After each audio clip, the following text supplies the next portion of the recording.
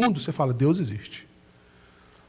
Mas fé é algo que se dá a partir de uma relação.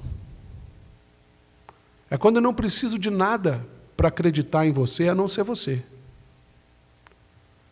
E é isso que o Jó aprendeu na própria história. Ele falou, olha, eu era um cara insensato. Eu falava só daquilo que eu via, eu falava só daquilo que eu provava. Mas agora os meus olhos te veem. Eu sei quem tu és. Eu vi o Senhor na minha vida, na minha história. Quando todo mundo achou que não tinha mais saído, o Senhor veio e restituiu tudo que eu tinha. O Senhor é verdadeiro. Eu queria, nessa noite, convidar você a olhar para Deus a partir de fé e não a partir de crença. Talvez você não tenha muitas razões para acreditar em Deus. Os absurdos tiram as nossas razões para acreditar em Deus, que a gente fala, não é possível. Mas fé é quando a gente simplesmente acredita pelo que Ele é, a gente simplesmente ama pelo que Ele é, a gente simplesmente caminha sobre as águas, porque é Ele. Lembra do Pedro? Se é o Senhor, então que eu vá até aí. Vem. E ele foi. Ele afundou, mas eu não conheço outro cara, além dele e Jesus, que tenha andado sobre as ondas, sem prancha. Eu queria convidar você a olhar para esse Deus nessa noite. Queria convidar você a separar uns instantes de oração nesse começo de culto. Tá ok, Velza? Queria também convidar você que está em casa, que nos assiste ao vivo, ou que vai assistir depois isso gravado. Participa com a gente. Não é porque está gravado que Deus não vai falar com você. Ou não é porque você não está aqui ao vivo que Deus não vai falar com você. Quero convidar você também na sua casa, corre lá, pega uma Bíblia e vem participar com a gente, canta com a gente, adore com a gente, participe com a gente. Você e sua família são bem-vindos em nome de Jesus. Feche os seus olhos, fale com o Senhor, ore um pouco. Vamos separar um tempo para oração nesse momento.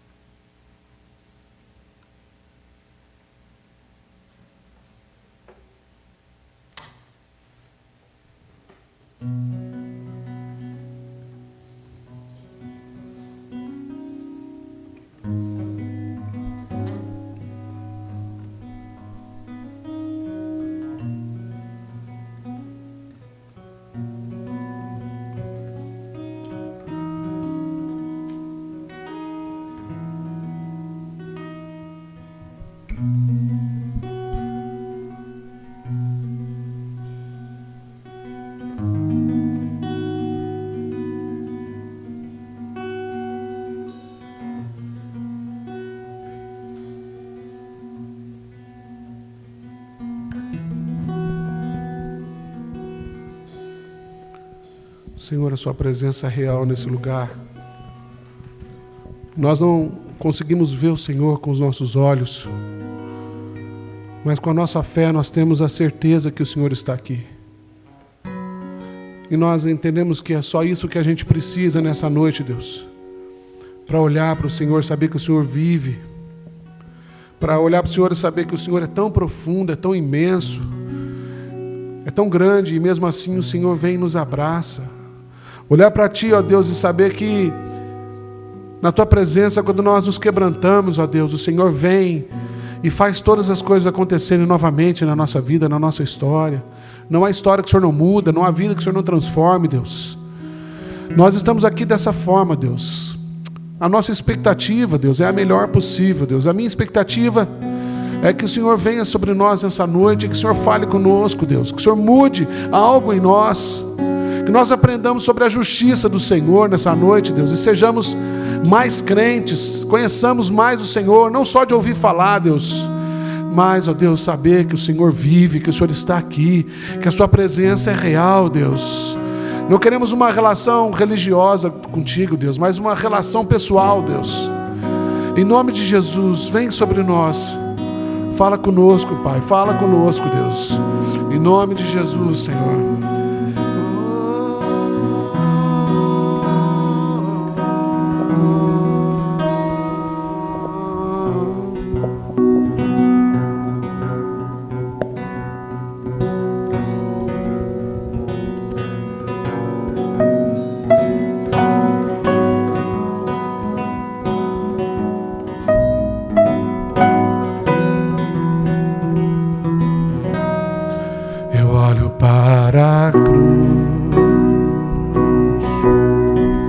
Para a cruz eu vou, do seu sofrer participar, sua obra vou cantar. O meu Salvador na cruz mostrou o amor do Pai. Justo Deus,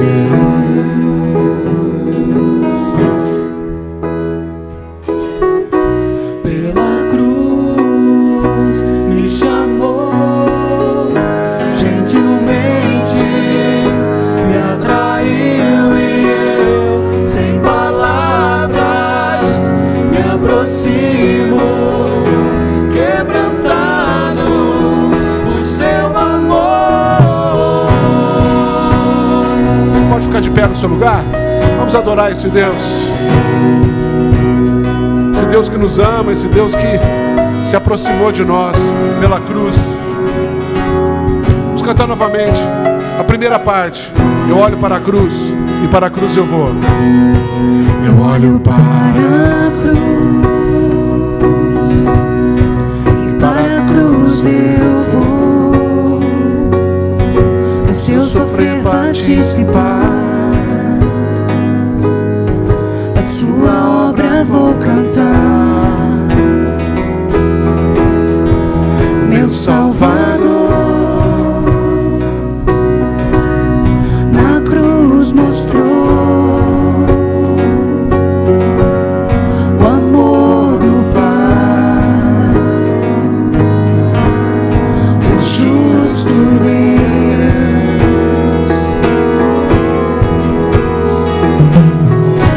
pela cruz, me chamou, gentilmente me atraiu e eu, sem palavras, me aproximo, quebrantado por seu amor.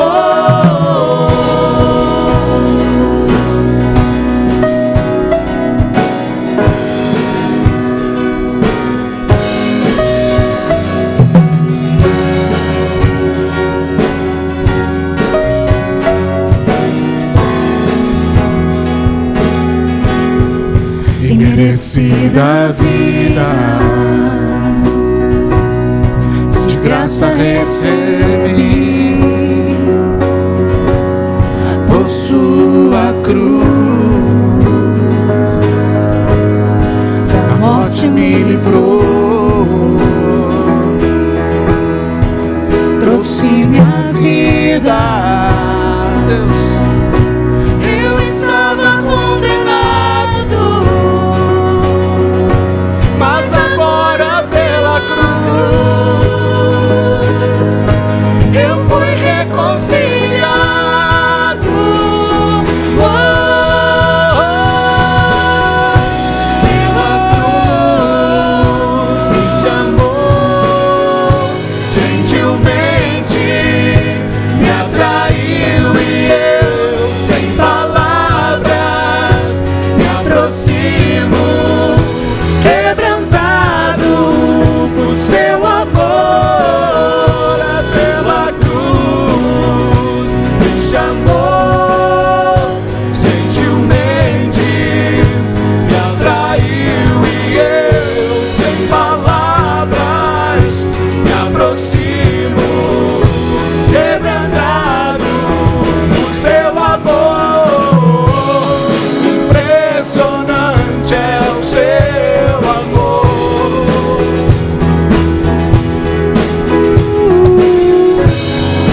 Me redimiu e me mostrou o quanto é fiel. Impressionante é o seu amor. Impressionante é o seu amor.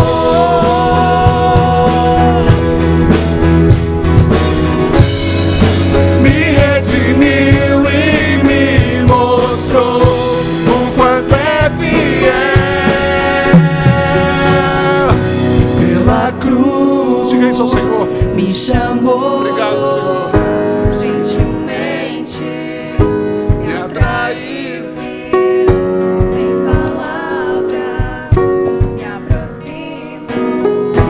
Quebrantado, seu amor Pela cruz me chamou, gentilmente me atraiu e eu, sem palavras, me aproximo. Quebrantado por seu amor.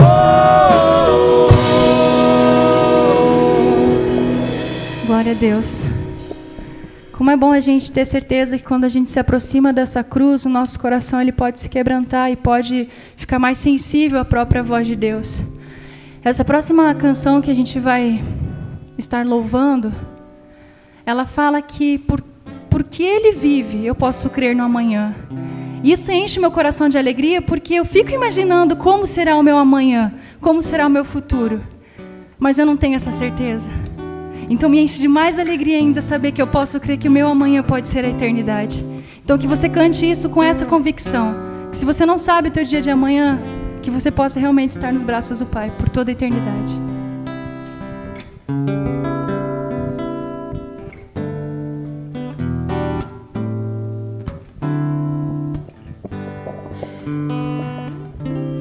Porque Ele vive,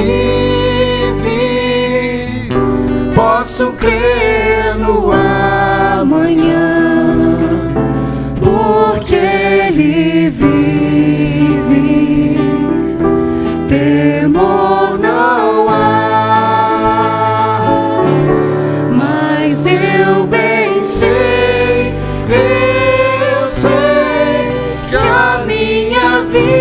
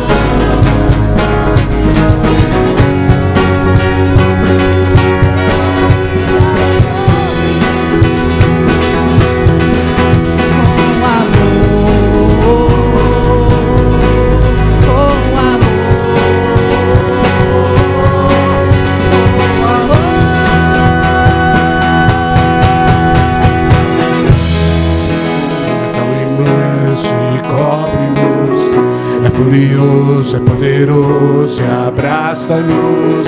Só Ele pode devolver a vida aos corações. Tão profundo, tão imenso e cobre-nos. É furioso, poderoso e abraça-nos. Só Ele pode devolver a vida aos corações. Tão profundo, tão imenso e cobre-nos. É furioso, poderoso e abraça-nos. Só Ele pode devolver a vida aos corações.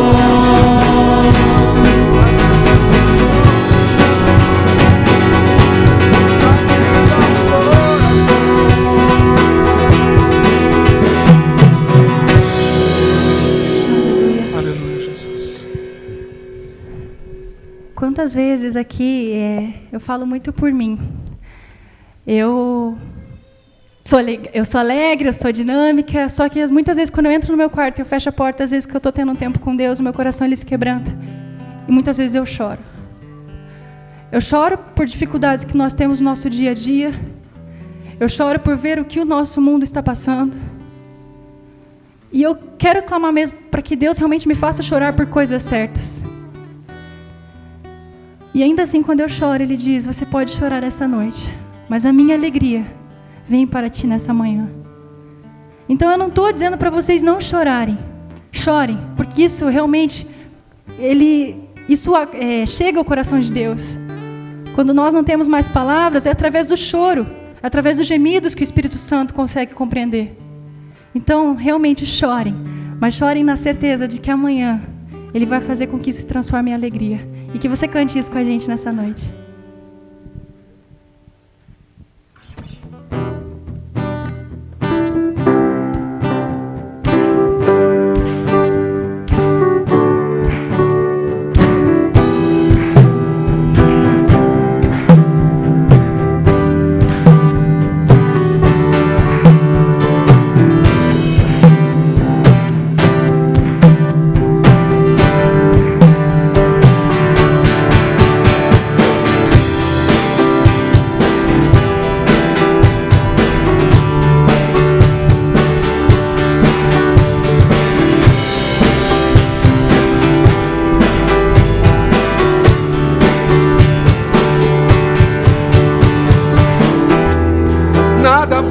Separar, mesmo se eu me abalar, teu amor não falha.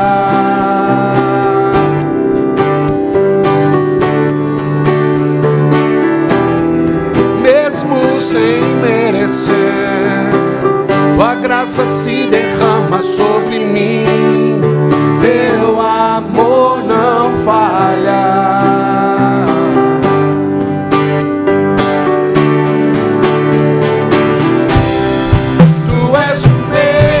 Para sempre, teu amor não muda. Se o choro dura uma noite, a alegria vem pela manhã. Se o mar se enfurecer, eu não tenho que temer, porque eu sei que me ama.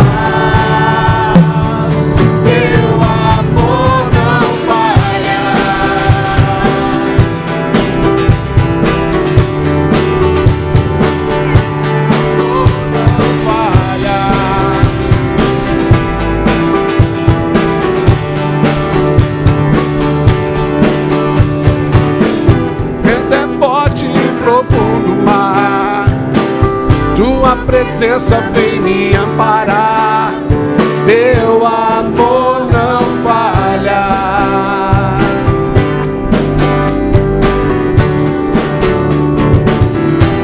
Difícil é o caminhar, nunca pensei que eu fosse alcançar, mas teu amor não falha.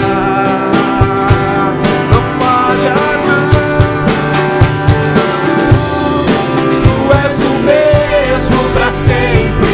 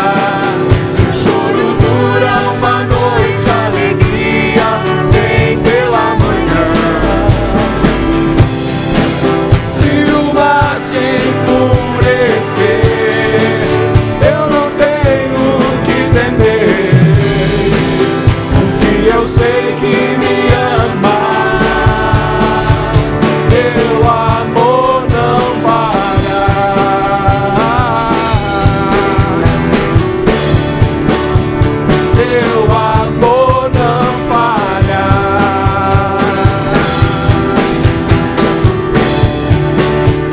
Teu amor não falha. Obrigado pelo seu amor que não falha. Eu queria fazer uma oração antes dessa última música, e daí eu pensei qual era a última música. E essa última música é uma oração. Então, apesar de você já conhecer a letra, apesar de você já saber exatamente o que você vai cantar, eu queria que quando você estivesse cantando, você prestasse atenção no que você vai cantar. E que você fizesse isso uma oração para a sua vida nessa noite.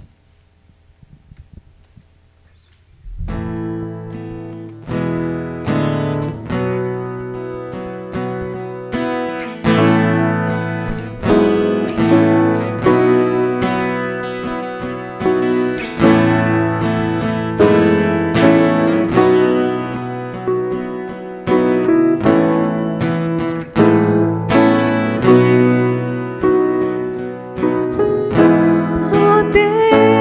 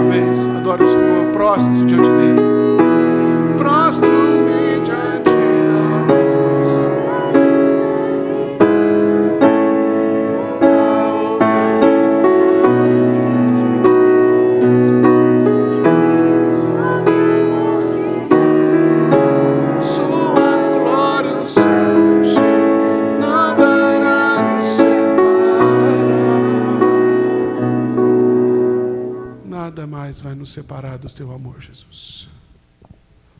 Nada pode nos separar do seu amor. Nem fome, nem vergonha, nudez, perigo, espada, nem poderes, nem alturas, nem principados e potestades. Nada. Nem mesmo nós mesmos podemos nos separar de Ti. Porque estamos unidos contigo não no nosso amor, que é tão inconstante, tão indefinido, tão vulnerável. Mas estamos unidos contigo no seu amor, que é tão profundo, é tão imenso.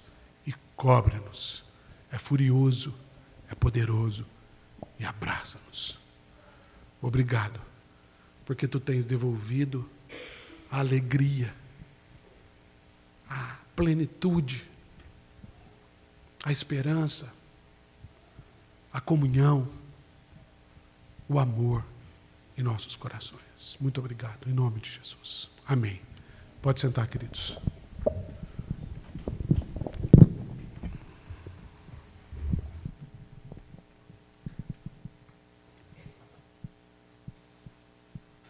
Tem algumas pessoas que nos visitam pela primeira vez aí. Eu quero dizer que são todos bem-vindos, viu?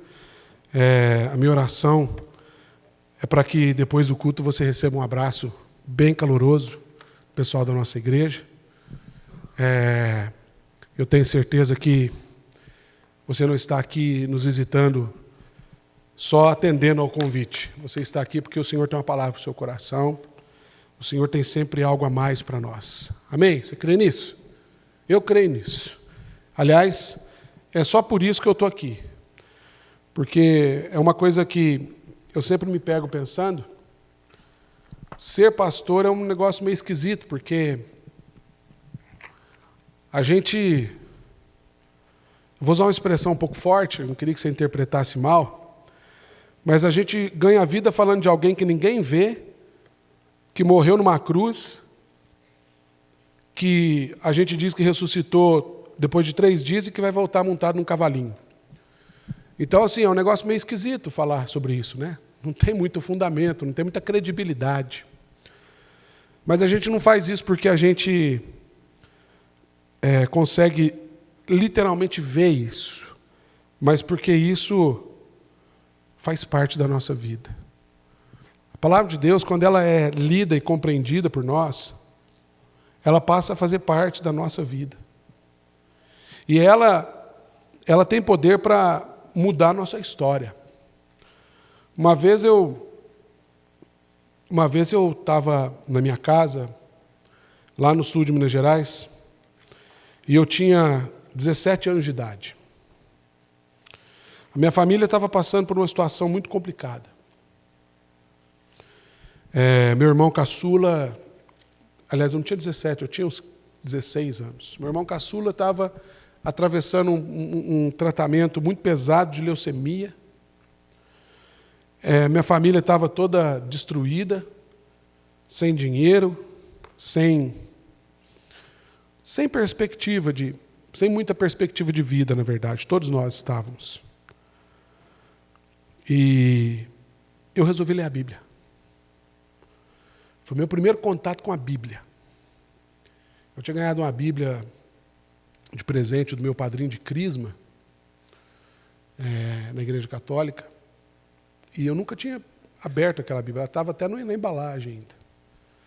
Eu resolvi, uma bela manhã de sábado, eu resolvi abrir aquela Bíblia e comecei a ler. Em 3 meses eu tinha lido a Bíblia inteira. E aí eu comecei a falar, esse negócio aqui está fazendo alguma coisa na minha vida de esquisito, porque eu não consigo mais andar na rua, ver as pessoas e ver o mundo do mesmo jeito que eu via antes de ler essa Bíblia aqui. Acho que eu vou ler de novo. Aí eu fui ler de novo. Mais uns 3 meses eu li ela inteira de novo. E aí eu falei, agora eu preciso de explicação desse negócio aqui, porque tem umas coisas esquisitas que eu não estou entendendo. E quando eu me dei conta, eu estava servindo dentro de uma igreja. A minha visão de mundo tinha mudado. A minha leitura da doença que meu irmão estava atravessando, que estava dizimando a esperança na nossa casa, ela começou a mudar. Então eu estou dizendo isso para você, que a palavra de Deus, ela muda a nossa vida, mas ela não muda só a nossa vida na perspectiva pessoal. Eu não digo individual, senão eu vou contradizer o sermão de sábado passado, né? Que nós não somos indivíduos, nós somos humanos. É bem diferente uma coisa da outra. Se você quiser, depois eu posso, se você perdeu, depois eu posso passar para você. Mas o que eu estava dizendo é que a Bíblia ela muda a nossa perspectiva acerca do outro, acerca do mundo, acerca das relações, de como a gente vive, de como a gente interage. Nesses últimos dias eu tenho lido muito o livro de Gênesis. Eu acho que, na verdade, eu nunca estudei tanto o livro de Gênesis como esses 2 últimos meses. Porque a minha classe de escola dominical começou a me pôr contra a parede. Eles começaram a fazer umas perguntas, tipo aquela que o Rubem fez aqui para a tia Lu, domingo passado. Por exemplo, se você não sabe, o Rubem é o filhinho do pastor Juarez, tem 9 anos de idade, e ele fez algumas perguntas no culto infantil, e uma delas foi assim: tia Lu, que é a missionária Luciana, se o pessoal foi salvo no passado porque eles tinham uma fé no futuro, como é que a gente é salvo hoje? E ele perguntou assim: se aquele ladrão da cruz, se Jesus falou para aquele ladrão da cruz, ainda hoje estarás comigo no paraíso, ele ressuscitou depois de 3 dias, como é que é esse negócio de ainda hoje? Perguntas de uma criança de 9 anos. Então eu falei assim, acho que eu preciso estudar um pouquinho mais a Bíblia, porque a minha classe é de anciãos aqui na igreja, né? Minha classe é Fundamentos Teológicos, classe densa.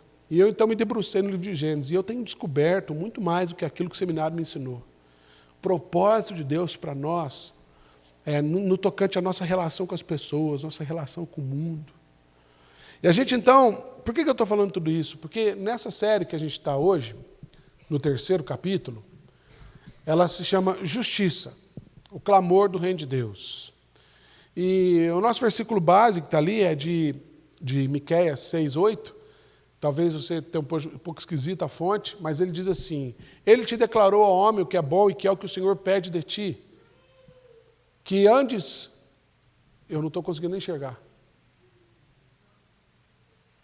que ames a justiça, ame a verdade, pratique a justiça e ande humildemente com o Senhor teu Deus. Eu não decorei esse versículo.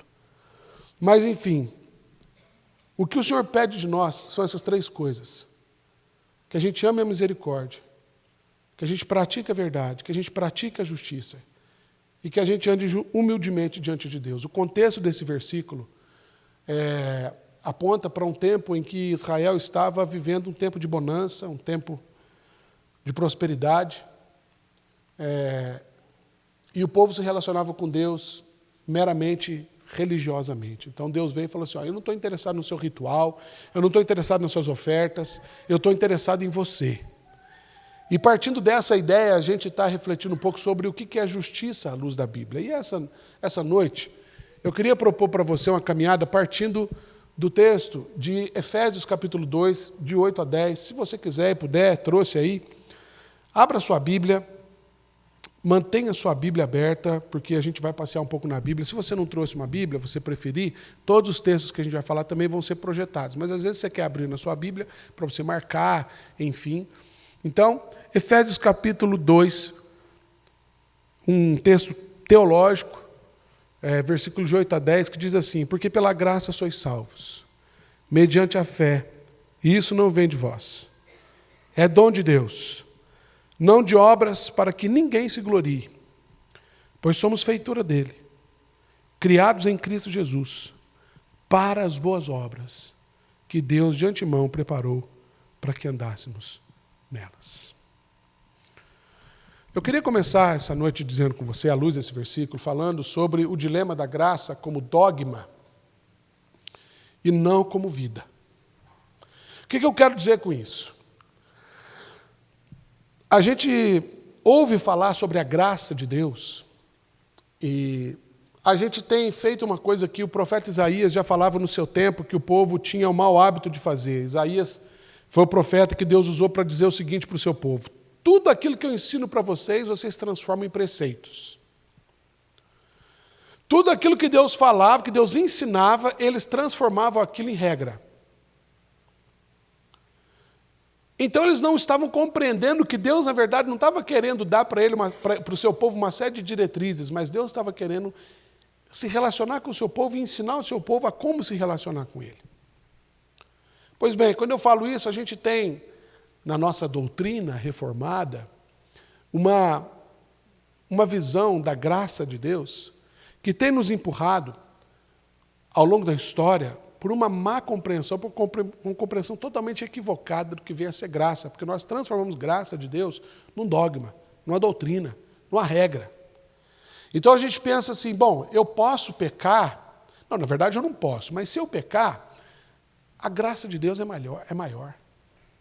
Então, eu vou dar uma pecadinha. A gente sabe que Deus vai perdoar a gente, então a gente vai lá e peca. Porque a graça é maior do que o nosso pecado. Né? Onde abundou o pecado, superabundou a graça. E ao longo dos anos, isso tem transformado num pretexto para a gente pecar. E não como algo que impulsiona a nossa vida. Por exemplo, essa má compreensão da graça, esse dilema, traz implicações vivas de uma igreja desgraçada. Uma igreja sem graça.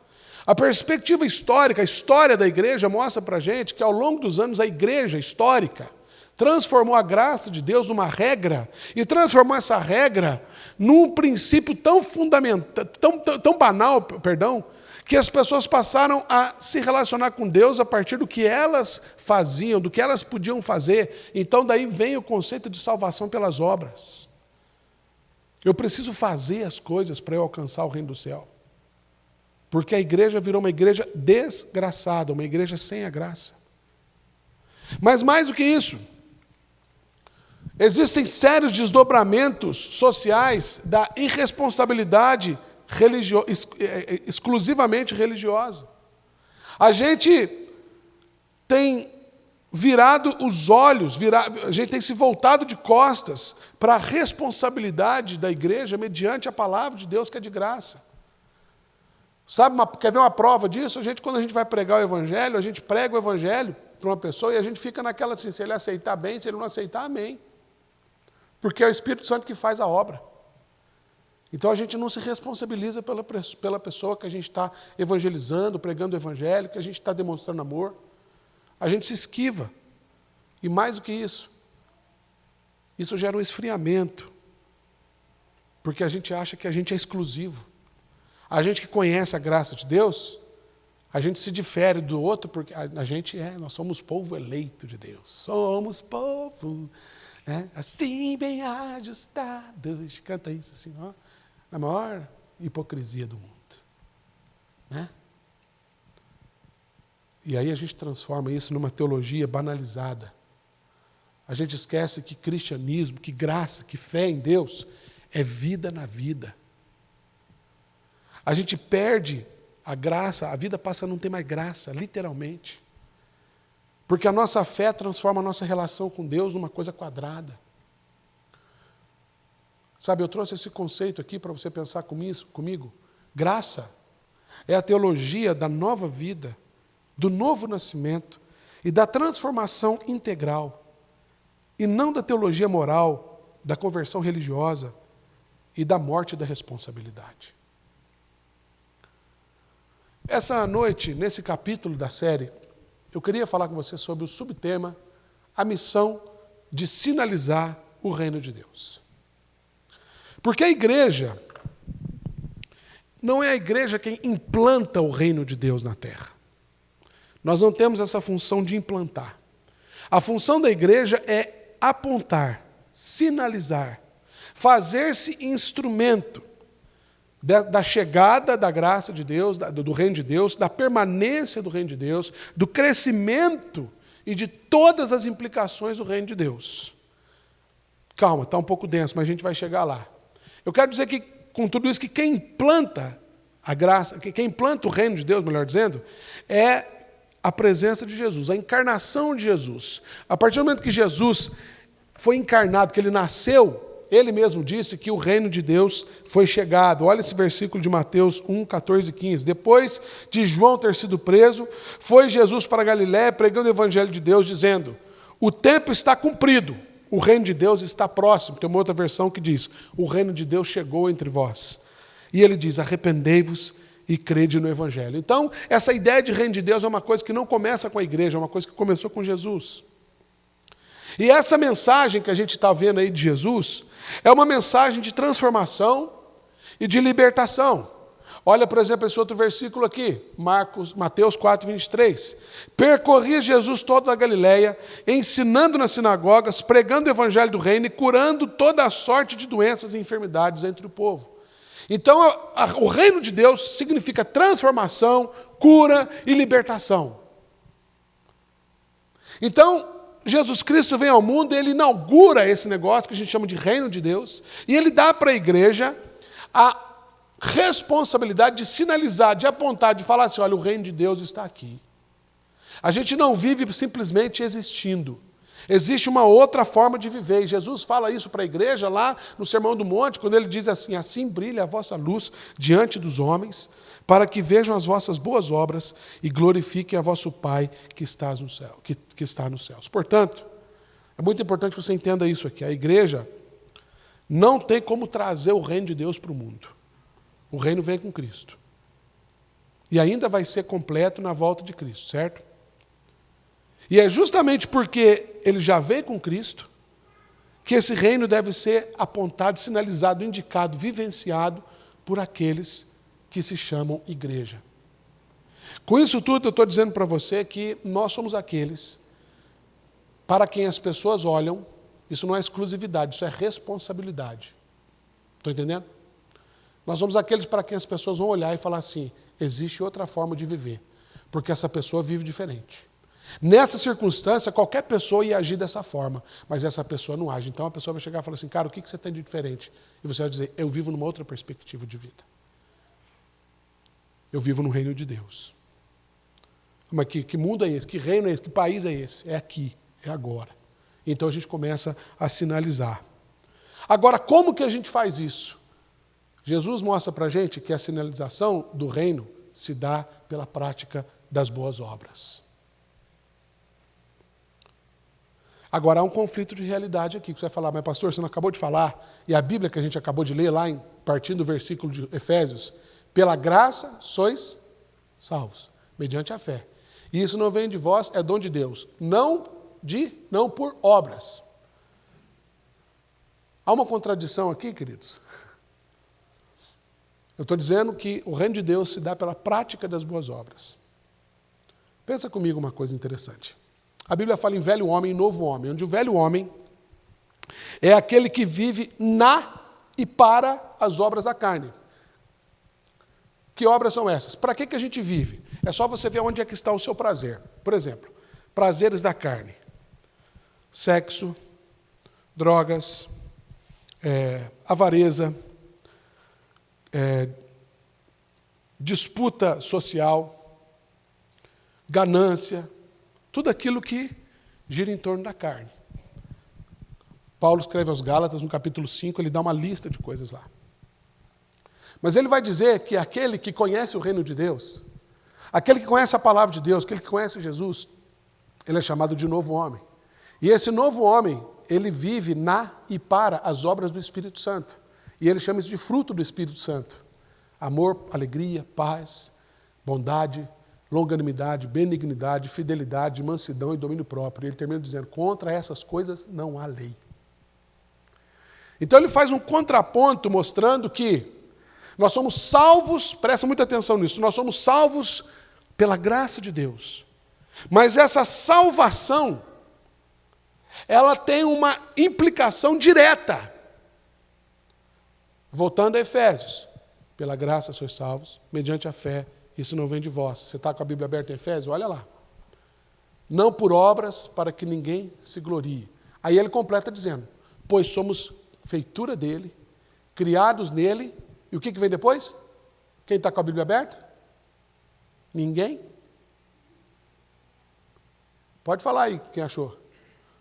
Pois somos feitura dele, criados nele, o quê? Para o quê? As boas obras. A salvação não se dá pelas obras, porque não é mérito nosso. Mas o salvo, ele não tem outra evidência de salvação, senão quando ele passa a produzir boas obras. Nós não somos salvos pelas obras, nós somos salvos absolutamente para as obras.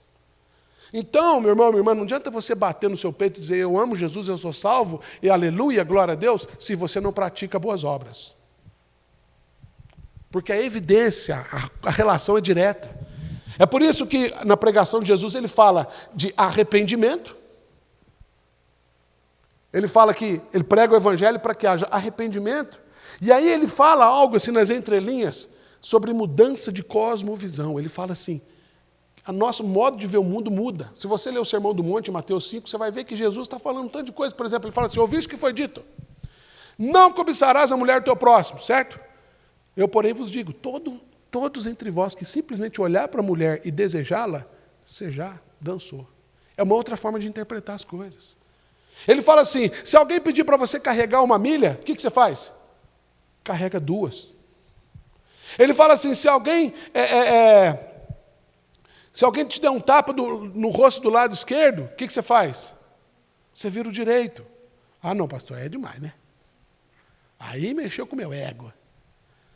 Enfim, é muito mais profundo do que simplesmente um tapa. Jesus está falando que existe uma outra forma de viver. O Paulo chama isso de não nos conformarmos com este século. Romanos 12, 1 e 2. Rogo-vos, pois, irmãos, pela misericórdia de Deus, que apresentei vosso corpo por sacrifício vivo, santo e agradável a Deus, que é o vosso culto racional, e não vos conformeis com este século, mas transformai-vos pela renovação da vossa mente, para que experimenteis qual seja a boa, agradável, perfeita vontade de Deus. Renovação de mente, mudança de perspectiva, olhar para as pessoas, olhar para o mundo de outra forma. Então eu quero fazer essa pergunta para você aqui, sobre cosmovisão. Para pensar, o que é capaz de mudar uma cosmovisão? O que você acha que é capaz de mudar a nossa forma de enxergar o mundo? Porque eu desconfio que uma das razões pelas quais a gente está pecando como igreja é porque nós não estamos enxergando o mundo com os óculos de Jesus. Porque se nós estivéssemos olhando o mundo com os óculos de Jesus, eu tenho certeza que o mundo não estaria nessa condição. Aí você fala, não, mas o mundo jaz no maligno, né? Mais uma razão. A cosmovisão tira o maligno de ação. Ela quebra as pernas do capeta. Porque ela perdoa, ela ama, ela liberta, ela cura, ela transforma. Estão entendendo o que eu estou dizendo? Nesse ponto aqui, a gente precisa entender que pregação, presta atenção nessa expressão, pregação e boas obras fazem parte de um só conjunto, que abarca toda a influência que pudermos exercer sobre a sociedade em quem vivemos, na qual vivemos. Em outras palavras, apresentar-lhes uma nova perspectiva de si, do outro e do mundo. O Evangelho faz isso com a gente. A pregação sem as boas obras, ela é hipocrisia. É discurso vazio. É como Jesus olhou para os fariseus que conheciam a palavra e pregavam e falavam assim, gente, vocês são como sepulcros caiados. Sabe o que é isso? Vocês são aquele túmulo fedido, cheio de carne podre. Porque por fora vocês são de mármore, tudo bonitinho, talhadinho, mas por dentro vocês são nojentos. O discurso de vocês é vazio. E as boas obras sem a pregação é ativismo. Você serve, você faz, mas aquilo que você faz não tem sentido. E aí chega uma hora que você cansa de fazer. Então, são duas coisas que precisam andar juntas, e quando elas andam juntas, elas geram uma mudança na cosmovisão. É quando o que você prega passa a fazer sentido. A gente precisa entender que, por exemplo, essas mudanças significativas, elas elas podem ser possíveis na sociedade quando, por exemplo, dá uns exemplos práticos, advogados evangélicos se reunissem para aperfeiçoar as leis do país. Ou então, quando engenheiros evangélicos se reunissem para propor um modo sustentável, ecológico, econômico de se construir cidades e casas. Jornalistas evangélicos, talvez, se reunissem para discutir e propor um modo íntegro e honesto de tratar, elaborar e comunicar as notícias. Ou então empresários evangélicos, se eles se reunissem para celebrar um pacto de ética e responsabilidade como princípio de valor das suas empresas.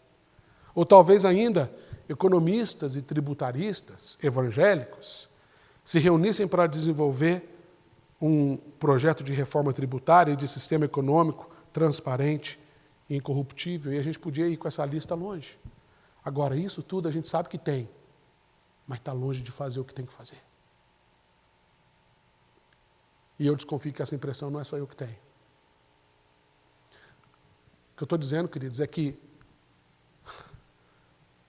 se tão somente nós vivêssemos para aquilo o qual nós somos criados, como instrumentos de Deus na gestão do planeta, uma vez que nós somos feitura dele, criados em Cristo Jesus, para as boas obras, as quais Deus de antemão preparou para que andássemos nelas. Se nós simplesmente fôssemos e cumpríssemos aquilo que nós somos chamados por Cristo para ser e para fazer, as coisas seriam diferentes. O clamor por justiça encontraria guarida na nossa pregação. Mas nós vivemos um dilema tão grande, onde o nosso discurso é vazio, a nossa prédica é filosófica, não muda nada. A nossa prática é inconsistente, porque normalmente ela é para dentro e não para fora. As nossas igrejas estão muito mais preocupadas, reunidas para organizar eventos dentro da igreja, noite disso, festa daquilo. Não sou contra, não. Tem que fazer mesmo. Aqui mesmo nós temos festa capiar, nós temos festa disso. Tem que fazer. Mas nós não podemos encher o nosso calendário disso, não, e viver só para dentro. Como se a igreja fosse um clube. Quer clube, vai aqui no Thalia, atravessa a rua, faz sauna, joga bola, faz o que você quiser lá. Muito melhor do que aqui. A igreja precisa acordar para essas coisas. 90% das pessoas que estão aqui essa noite são universitários. O que você vai fazer com a profissão que Deus te deu? Vai ficar rico? Vai dar conforto para a sua família? Vai fazer viagens? Ótimo. Faça tudo isso. Mas não se esqueça em nenhum momento que o que Deus te deu foi uma vocação para você exercer o que você exerce no reino dele. Que o que Deus está dando para você de inteligência, de sabedoria, de capacidade é para ser compartilhado e dividido no reino. Nós precisamos urgentemente aprender a viver para as boas obras, queridos. Urgentemente.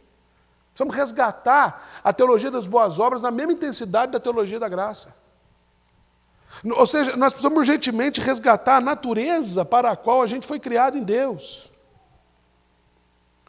Então, para a gente entender um pouquinho mais sobre isso, houve uma experiência que Jesus viveu com seus discípulos, é uma das pouquíssimas que está relatada nos 4 evangelhos. Você tem pelo menos os 3 primeiros evangelhos, tem conteúdo quase idêntico, mas o João já é outra perspectiva. Mas essa experiência, que eu quero convidar você para a leitura, que está lá em Lucas, vai abrir na sua Bíblia aí, em Lucas capítulo 9, de 10 a 17, essa é uma daquelas experiências que ela foi tão marcante para os discípulos que os 4 relataram essa experiência, que é a história da multiplicação dos 5 pães e 2 peixinhos. Se você preferir, acompanhe comigo a leitura de Lucas, capítulo 9. Diz assim: Ao regressarem os apóstolos, relataram a Jesus tudo o que tinham feito. E levando-os consigo, retirou-se à parte para uma cidade chamada Betsaida. Mas as multidões, ao saberem, seguiram-no. Acolhendo-lhes, falava-lhes a respeito do reino de Deus e socorria os que tinham necessidade de cura. Mas o dia começava a declinar. Então se aproximaram os 12 e lhe disseram: Despede a multidão para que, indo às aldeias e campos circunvizinhos, se hospedem e achem alimento, pois estamos aqui em lugar deserto. Ele, porém, lhes disse: Dai-lhes vós mesmos de comer. Responderam eles: não temos mais do que 5 pães e 2 peixes, salvo se nós mesmos formos comprar comida para todo esse povo. Porém, estavam ali cerca de 5.000 homens. Então disse aos seus discípulos: fazei-os sentar-se em grupos de 50. Eles atenderam, acomodando a todos. E, tomando os 5 pães e 2 peixes, erguendo os olhos para os céus, abençoou, partiu, deu aos seus discípulos, para que os distribuíssem entre o povo. Todos comeram e se fartaram, e dos pedaços que ainda sobejaram, foram recolhidos 12 cestos. A gente conhece essa história, né? Já virou música, enfim. Eu só quero trazer um pouco da realidade do que estava acontecendo aqui para você. Esse dia foi um dia muito cansativo para Jesus. Foi um dia atípico. Os discípulos de João Batista, eles, um pouco antes disso acontecer, eles chegaram para Jesus, e eles eram meio parentes, Jesus e João Batista, muito próximos. E eles tinham chegado para Jesus e contado para Jesus da barbárie que cometeram. Assassinaram João Batista de modo terrível. Ainda serviram a cabeça dele num prato. Isso baqueou Jesus. Emocionalmente, Jesus estava fragilizado. Mais do que isso, seus discípulos, eles haviam sido um pouco antes disso enviados 2 a 2 para pregar as ovelhas perdidas da casa de Israel, né? Chama lá o texto. E eles voltaram esbaforidos, animados, trazendo seus relatórios. Jesus, aconteceu isso, Jesus, aconteceu aquilo, Jesus, aconteceu aquilo outro. E Jesus ouvindo aquele negócio assim, né? Eu sei. E mais do que isso, um dos evangelistas, o Marcos, capítulo 6, versículo 30, ele conta que nesse dia, o Senhor e os seus discípulos, eles ministraram tanto que eles não tinham tempo nem sequer para almoçar. Então pense nisso, Jesus no final de uma tarde, cansado, com fome, os discípulos tudo ali falando, tudo junto, recebem uma notícia de morte. Sabe aquele dia que você não quer ver ninguém, que você está cansado? Chega o povaréu. E não é um povaréu, são 5.000 pessoas. Aliás, a Bíblia só conta, a cultura bíblica só conta os homens. Diz que são 5.000 homens. Você pode levar esse grupo aqui para cerca de 12 a 15 mil pessoas. É uma cidade. É muita gente, cara. Agora, curiosamente, quando essas pessoas chegam para Jesus, que está cansado, sabe? O que aconteceu ali, gente?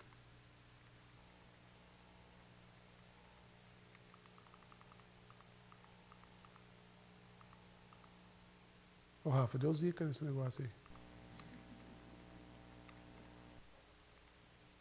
Não sei o que aconteceu. Quando Jesus voltou para aquele povo, esquece dali. Pode deixar no banner principal lá. Em vez de rechaçar esse povo, de olhar para eles e falar assim, eu estou cansado, vamos deixar para amanhã, ele para tudo e atende esses caras. Ele para tudo, ele fala assim, manda esse povo se assentar. Essa recepção de Jesus, ela é incrível, porque ele constrange. Eu acho que os discípulos olharam para ele e falaram assim, você está louco. Você está maluco, cara. É isso que eles falam, né? As pessoas devem estar com fome, despede esse povo, manda esse povo ir para a cidade. Tem um tanto de hotel, tem um tanto de padaria por aí. Pelo amor de Deus, Jesus. E Jesus fala assim, por que vocês não cuidam deles? Olha a ideia. Aí eles, Senhor, mas nós só temos 5 pães e 2 peixinhos. Que o João vai dizer que nem era deles. A narrativa do João diz que André, que foi quem olhou e falou assim, ó, ali tem um menino ali que tem 5 pães e 2 peixinhos. Ou seja, eles não tinham nem para eles, esses 5 pães e 2 peixes não era deles. Agora é interessante que o texto que a gente leu diz que eles tinham recurso para isso. Você notou? Ele fala assim, nós só temos 5 pães e 2 peixinhos, a não ser que a gente vá e compre. Você notou isso no texto? E Jesus então fala para ele, manda esse povo se assentar. E ele então pega esses 5 pães e 2 peixes, começa a distribuir. Ele diz para dividir esse povo no grupo de 50, e todo o povo é alimentado. Sabe, dessa expressão, dessa prática de boa obra, desse exercício de justiça, eu queria destacar com você algumas lições rápidas aqui para a gente. Rápido mesmo. Primeira delas, compaixão. Jesus viu aquelas pessoas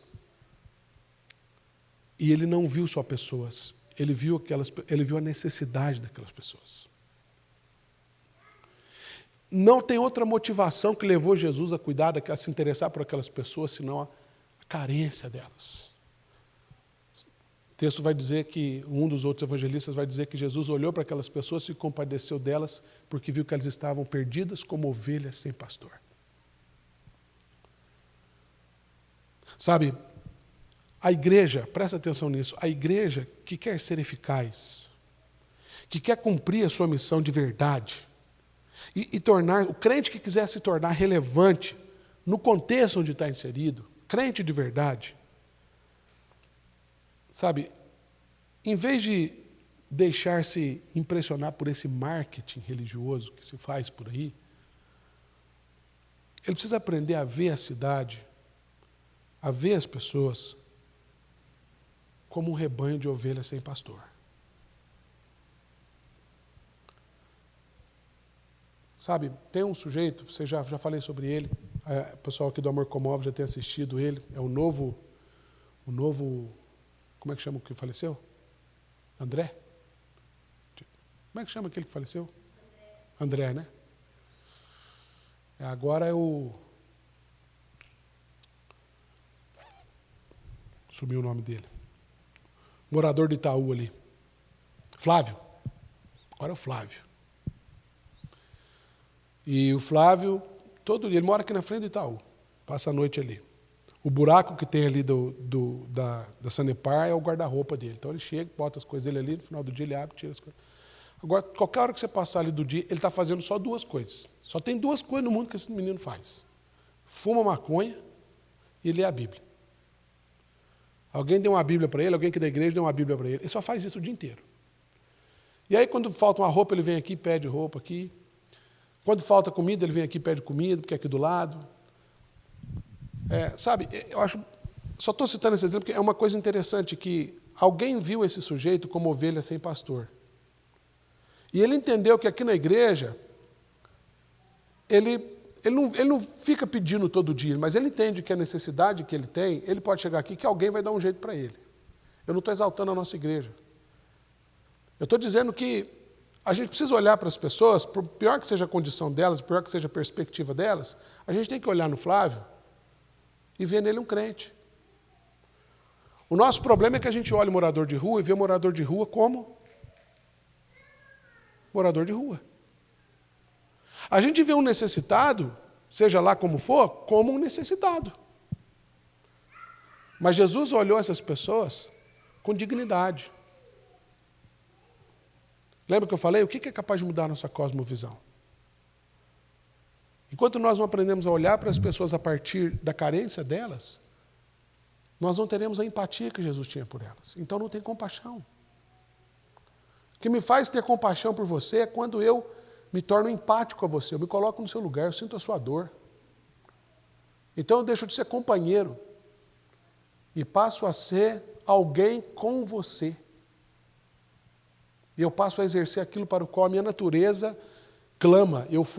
Nós somos criados, eu já falei sobre isso aqui, nós somos criados um para o outro.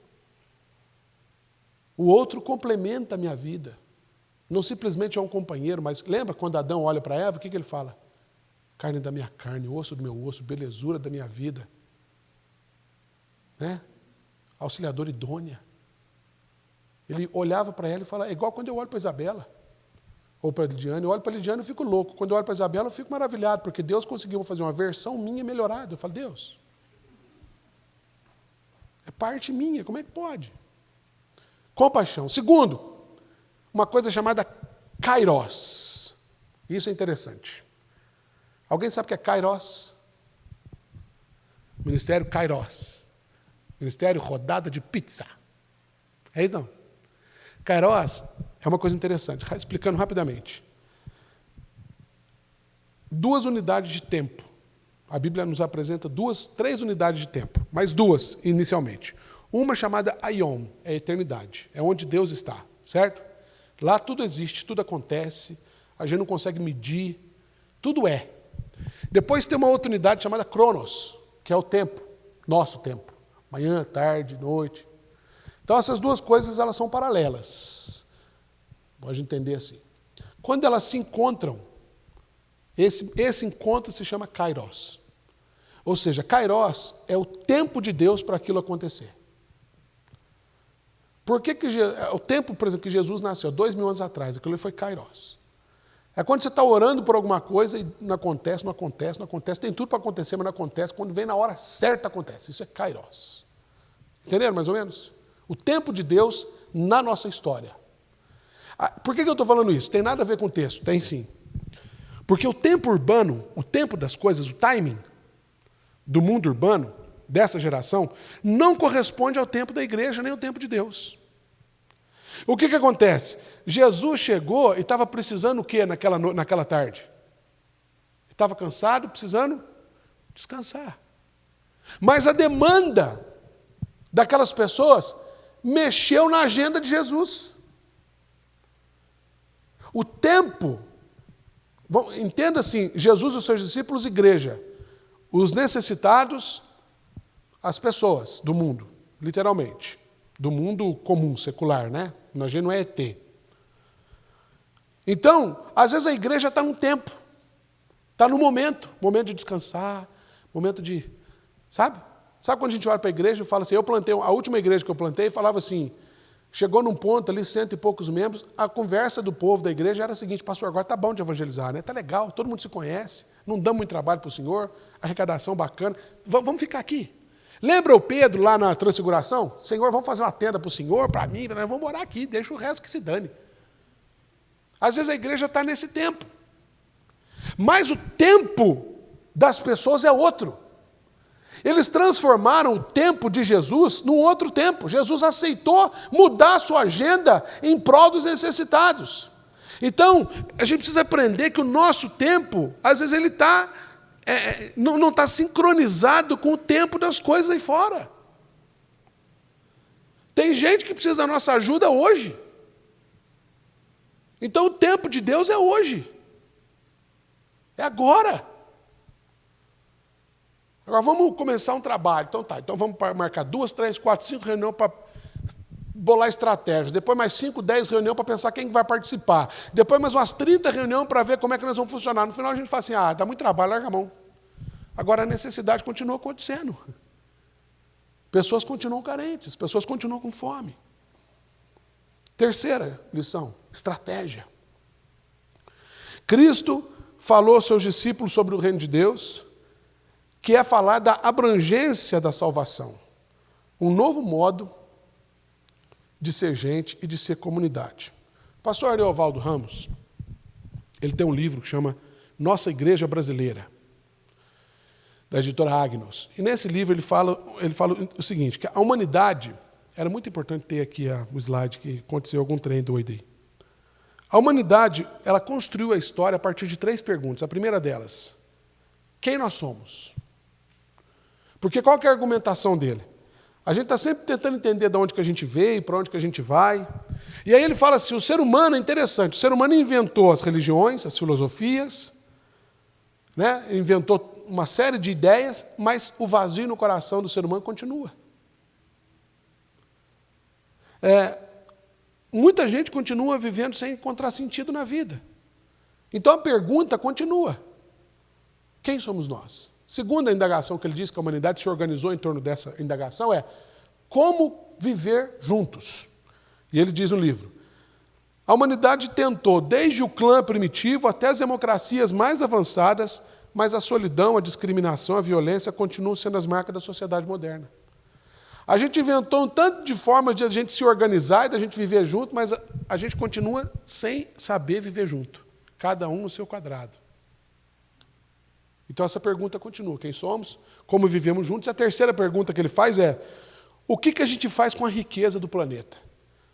Isso é interessante, porque ele diz que o homem partiu do câmbio, a troca de mercadorias, lá na antiguidade, até a mais complexa sociedade do dinheiro de plástico e dos papéis negociáveis, mas não se livrou da pobreza, da fome e da miséria. Então, essas 3 perguntas que organizam a sociedade, quem nós somos, como que a gente vive junto e o que a gente faz com o mundo, elas são respondidas à luz do reino de Deus. Primeiro, quem nós somos? Nós somos de Deus. Por meio de Jesus Cristo, no poder do Espírito, nós vivemos para Ele, nós somos criados para Deus. Segundo, como é que a gente faz para viver junto? Ele responde, o reino de Deus nos ensina a viver em fraternidade, tratando o ser humano com dignidade, chamando de irmão, amando como irmão. Terceiro, o que a gente faz com o mundo? Como é que a gente faz com a riqueza do planeta? Ele fala, o reino de Deus ensina a gente a viver em solidariedade. Quem tem 2 túnicas, reparte uma. Quem tem pão, divide com quem não tem. A resposta de Jesus para aquelas pessoas era muito mais do que dar pão e peixe. Era compartilhar com eles uma nova forma de viver, estratégia. Quarto, responsabilidade. Cristo ele viu-se a si mesmo como resposta de Deus ao anseio do povo. E ele curou a todos, alimentou a todos. Ele não deixou aquele pessoal ao relento, dizendo, amanhã vocês voltam. Ele assumiu a responsabilidade. Se pessoas estão vindo a você, você tem que entender que é você quem tem que cuidar delas. Eu acho muito bom quando você chega para mim e fala assim, pastor, esse aqui é meu amigo, e ele vai começar a frequentar a nossa igreja. Eu falo, que bom. E aí você passa a bola. Cuida dele aí, pastor. Você não assume a responsabilidade de cuidar. Vão cuidar junto. Porque você está mais direto com ele do que eu. Isso se chama discipulado. A igreja relevante precisa ser aquela que tem os marginalizados de toda a natureza como prioridade na sua agenda. E, para tanto, implica em que seus recursos sejam demandados para essas pessoas. Responsabilidade. 5, já estou quase acabando. Atenção. O Senhor Jesus fez com que aqueles discípulos se assentassem, voltou os seus olhos para a comunidade, buscou nela os recursos e falou assim, tem 5 pães e 2 peixinhos ali. Ele identificou no próprio grupo a necessidade. Mas para isso ele precisou dar atenção. Ele precisou olhar nos olhos, procurar, sentir o cheiro, participar. A igreja pertinente é aquela que sabe, sem preconceito e sem filtro, olhar para a cultura em busca de sinais da presença e da provisão de Deus. 6, penúltimo, envolvimento e parceria. Jesus enviou os discípulos para dividir o povo em grupos de 50 pessoas, e somente dessa forma o pão conseguiu chegar para todo mundo. Gente, vão lá, faz aqui, cuida ali, você cuida lá, você cuida outro lá. Além da estratégia, a parceria, o envolvimento, cada discípulo se tornou importante. Você cuida daquele grupo lá, você cuida do outro, você cuida do outro. E de repente as pessoas começaram a ajudar. Igreja é parceria, igreja é comunidade.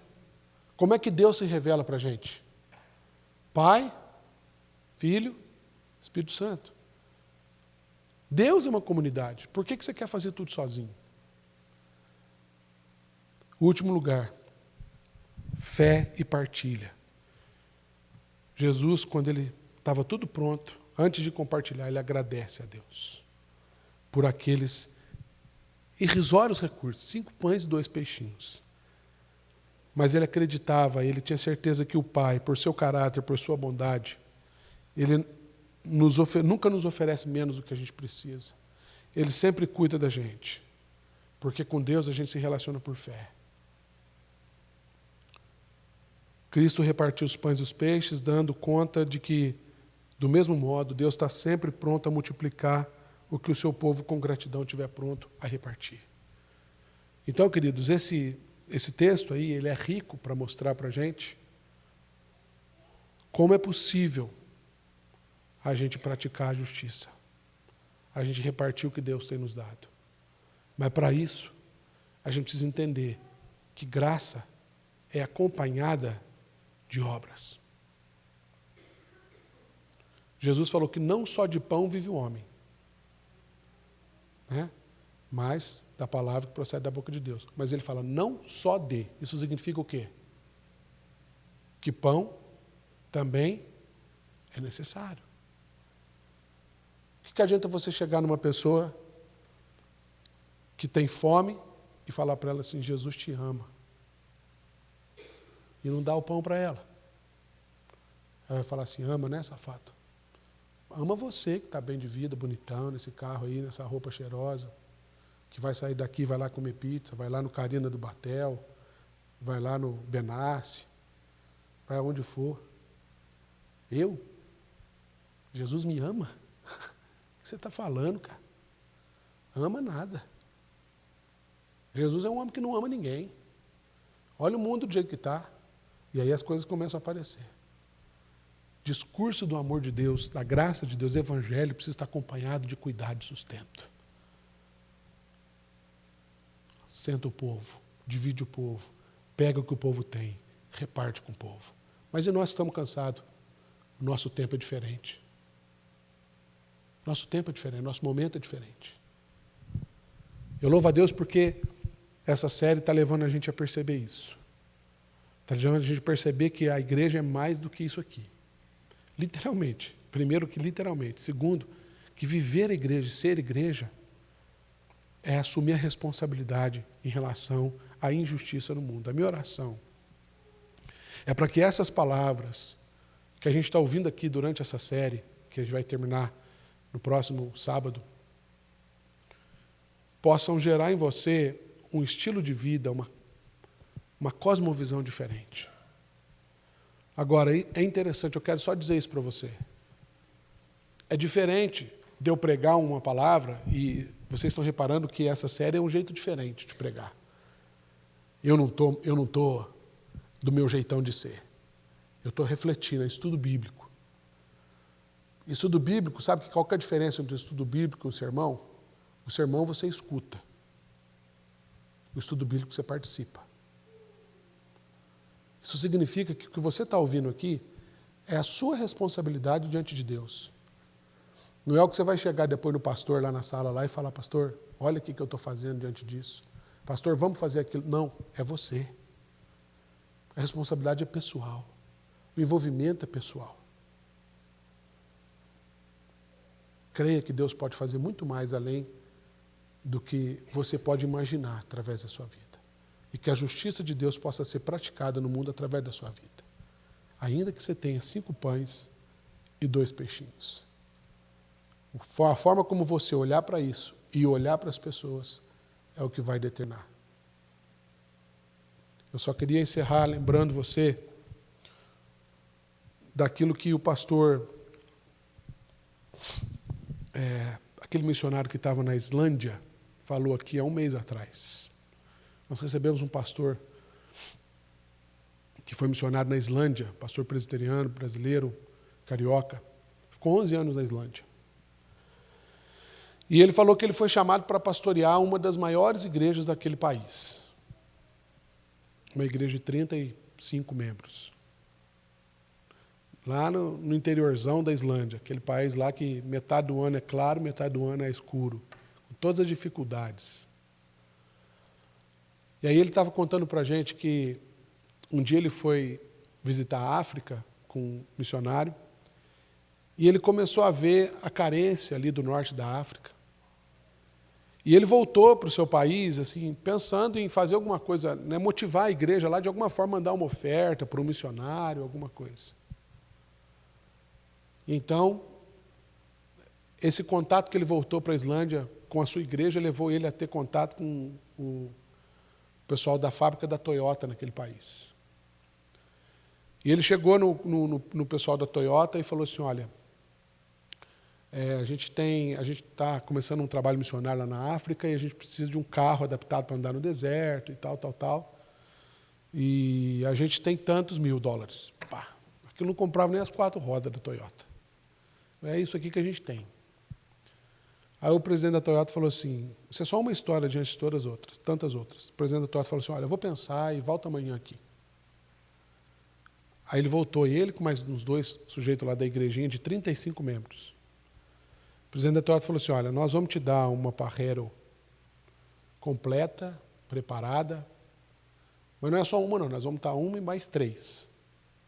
Uma para vocês, outra para uma equipe, a gente vai colocar donativos, e a única coisa que a gente pede de vocês é que nós queremos personalizar a Toyota e nós queremos fazer um documentário desse trabalho. Não, beleza, pode ir, se você quiser, né? 4 Toyotona. Começaram a andar ali. A notícia desse negócio... Aí, dentro dessa equipe, foi uma equipe de televisão da Islândia, um canalzinho assim, local lá, tipo uma CNT da vida. Pouca gente assistia. Só que esse negócio passou em alguns países da Europa, ali de baixo ali. E algumas igrejas na Europa começaram a se interessar pelo projeto. E o trem foi fono. Hoje são mais de 100 mil crianças assistidas. Uma igreja de 35 pessoas mantém um projeto que assiste mais de 100 mil crianças na África. Aí eu fico pensando assim, poxa vida, uma igreja com 2.500 membros, uma das melhores cidades do país. Que potencial nós temos. Mas não foi a igreja. Foram as pessoas da igreja. Porque igreja é você, meu querido. Portanto, instrumento de justiça de Deus não é esse prédio. Não é essa instituição. É você. Que Deus te use. Que Deus nos use. Para mudar a história do nosso país. Mudar a nossa geração. Que nós tenhamos compromisso com a nossa geração. Em nome de Jesus. Vamos orar? Pai querido, nós, na verdade, ficamos até meio silenciosos diante de Ti nessa noite, porque a gente percebe que há muito que a gente pode fazer, Deus, no tocante às boas obras. Nós cremos na Sua graça, cremos na Sua palavra, mas Deus, parece que falta alguma coisa. Mas eu sei que lá no fundo o Senhor já está falando com cada um aqui naquilo que pode fazer.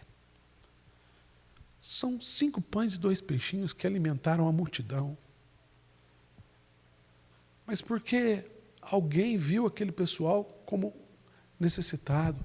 Alguém viu no meio do pessoal um gurizinho com 5 pães e 2 peixinhos. Pai, dá-nos essa visão, Senhor.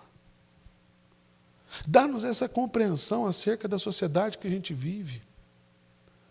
Nós somos uma geração tão hipócrita, Senhor. Porque a gente se levanta contra o governo, a gente vai às ruas, nós pintamos o rosto, a gente vai para o Facebook e detona a Dilma e todo mundo daquela tropa. Mas quando é para a gente fazer alguma coisa, a gente passa de largo, Senhor. Na hora de votar, a gente vota pela simpatia. Nós não lemos sobre a vida dos políticos. Nós não nos interessamos pela política. Do mesmo jeito que nós não nos interessamos pela saúde pública, pelos projetos de desenvolvimento social da cidade, urbano, pela segurança. A gente clama por segurança, mas a gente se afasta das pessoas, a gente olha para todo mundo como bandido. Oh Deus, livra-nos desse discurso vazio. Levanta aqui no nosso meio, Deus, pessoas dispostas a viver o Evangelho na sua integralidade. E não somente sermos uma igreja forte, unida, uma igreja grande, mas sermos uma grande igreja, uma igreja relevante. Jovens comprometidos com a sua geração, Senhor. Isso aqui não é um discurso de partido político, não. Isso é um discurso de gente que faz parte do reino de Deus. Porque o reino de Deus é isso, é arrependimento, nova vida e uma cosmovisão diferente, um novo jeito de ver as pessoas e o mundo. Pai, a minha oração é para que o Senhor descortine dos nossos olhos essa realidade, Deus. descortine para os nossos olhos, abre os nossos olhos para isso. E abre o nosso coração para isso, Senhor. Em nome de Jesus. Amém. Queridos, nós estamos terminando, mas antes eu tenho 3 avisos importantes para você. O primeiro deles é o reforço do convite para você participar dos nossos núcleos familiares, todas as quartas-feiras, às 20 horas. Nessa quarta-feira tinha 2 pessoas novas aí, né? O Cezinha e o Luiz. O Luiz já foi embora para o Moarama, mas... se você estiver interessado no Facebook, tem uma página lá chamada Núcleos Jovens Universitários. Pela página da UMP, o UMP Central, você consegue também linkar com essa página. Lá tem todas as informações que você precisa. A gente está discutindo um livro, está lendo, discutindo a partir de um livro lá que chama Igreja, o País e o Mundo. Então tem a ver com isso que você está ouvindo aqui, só que é um espaço para a gente conversar um pouco mais, discutir um pouco mais. Participe com a gente. Além de que você tem um lanche, e nessa quarta-feira, brincadeira, quem não foi, perdeu com vontade, porque a Gi fez uma torta, meu amigo. Não é não, o pessoal que foi lá? Para acabar mesmo. Não é não? Foi demais. E aí eu até postei uma foto falando assim, obrigado por você não ter vindo, viu? Porque sobrou mais. Mas a minha oração é para que falte da próxima vez. Segundo, dia 31 de outubro, a gente estava movimentando aqui, cadê o Butch? Butch. A gente estava movimentando aqui a questão do culto da reforma, lembra disso? Mas dia 31 é o dia que a gente vai lá na igreja chinesa, naquele intercâmbio. Esse mês a gente já enforcou. No mês passado a gente enforcou, que era no Champanhar, nós não fomos. Então dia 31 a gente tem que ir lá. Só que dia 31 eu não vou estar aqui. Eu estou em Mogi Guaçu pregando num acampamento. Então já estou avisando de antemão que no dia 31 de outubro não haverá culto aqui na igreja. Vai ser lá na igreja presbiteriana chinesa, certo? A gente vai ao longo aí, semana que vem eu pego o endereço certinho, passo para você aí. Aí você fala assim, poxa, mas eu queria tanto vir aqui. É a mesma coisa, as igrejas do nosso presbitério, algumas igrejas do nosso presbitério estão unidas lá, você vai ouvir uma palavra, é um culto, é um tempo de comunhão com aquele pessoal. Participe, não deixa de ir. Vão acabar com esse bairrismo nosso, que se não tem aqui na igreja, eu não participo. Para com isso. A gente se encontra aqui umas 7 horas, a gente vai junto para lá, vamos abençoar aquele pessoal lá, vamos lotar aquela igreja lá. Amém, pessoal? E último aviso importante, seguinte, ontem nós tivemos uma reunião com o pessoal da UPA. E já faz um tempo que eu estou falando isso aqui, mas agora é sério, é oficial. A partir deste sábado que vem, porque ontem a coisa ficou muito fresca, nós estamos começando a mudar a nossa metodologia com o pessoal da UPA. E a principal mudança consiste em 2 coisas. Primeiro, integração UPA-UMP. Eles vão começar a participar do nosso encontro. Agora, tem uma coisa, e eu vou pedir licença para quem está nos visitando aí. Se você que vem, a pessoa que vem nos visitar e não é bem acolhida, ela não vai voltar nunca mais. Ou ela vai sair falando mal da gente, que é pior. Se para visitante é assim, imagina para quem é de casa. Porque o pessoal da UPA fala assim, a gente vai lá, mas ninguém fala com a gente. A gente vai lá e está cheio de panelinha. Eu falo assim, não tem importância ter panelinha, não. O importante é a gente colocar todas as panelas em cima da mesma mesa. E fazer todo mundo a mesma refeição. Não tem problema nenhum você fazer parte da panelinha. Desde que esteja tudo na mesa e todo mundo sentado em volta. Então, o desafio mais do que eles virem para cá é a gente entender que nós temos uma responsabilidade sobre essa geração. De sermos influência na vida deles. Referência na vida deles. E eu falei para os pais, eu, pastor, falei para os pais, eu tenho certeza que os nossos jovens vão receber muito bem os adolescentes lá. Então pensa bem. Amém? Entenderam o recado? E como é que a gente vai fazer isso também? Que é outro tom, né? Primeiro, essa integração, e segundo, discipulado. O pessoal tem perguntado, pastor, eu quero fazer o curso de discipulado. Calma, gente. A ideia que era simplesmente oferecer um treinamento para discipuladores aqui na igreja, está virando um curso de discipulado de 1 mês, com carga horária e com certificado. Então o negócio, a parada é séria.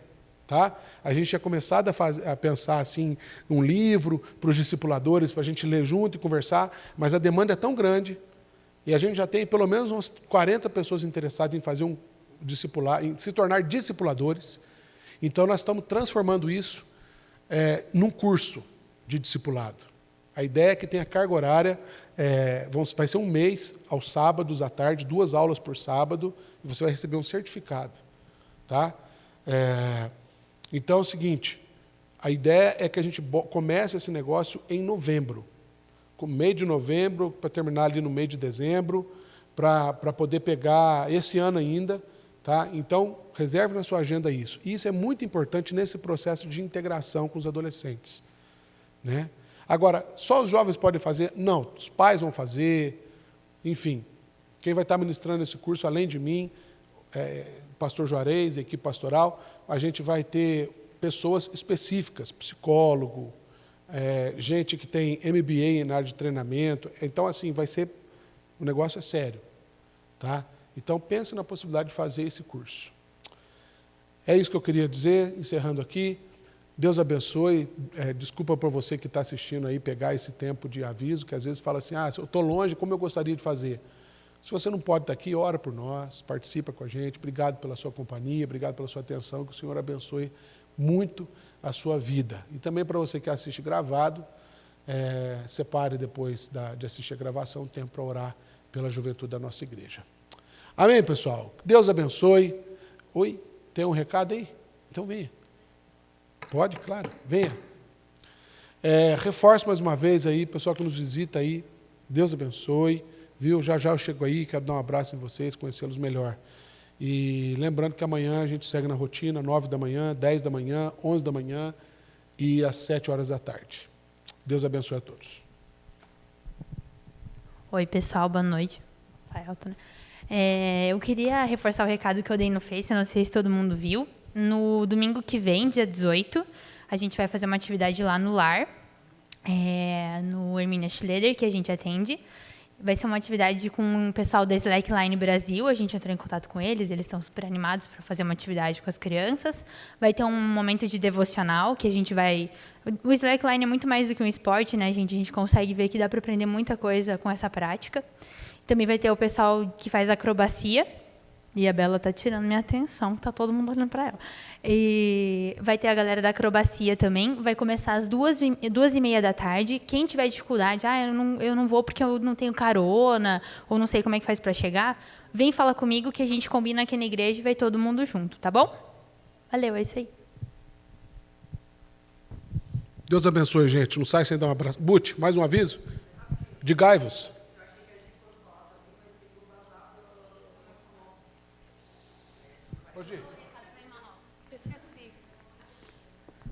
E também tem o Bazar do Amor que Comove no dia 17, que é sábado.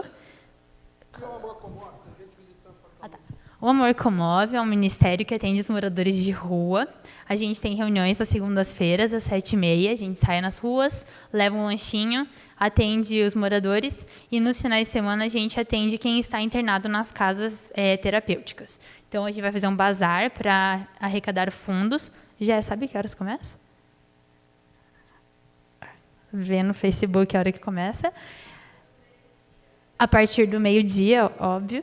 E tem muita coisa legal, tem muita coisa massa, gente. E venham mesmo e gastem dinheiro. Obrigada. Pronto? Deus abençoe, gente. Valeu. Boa noite.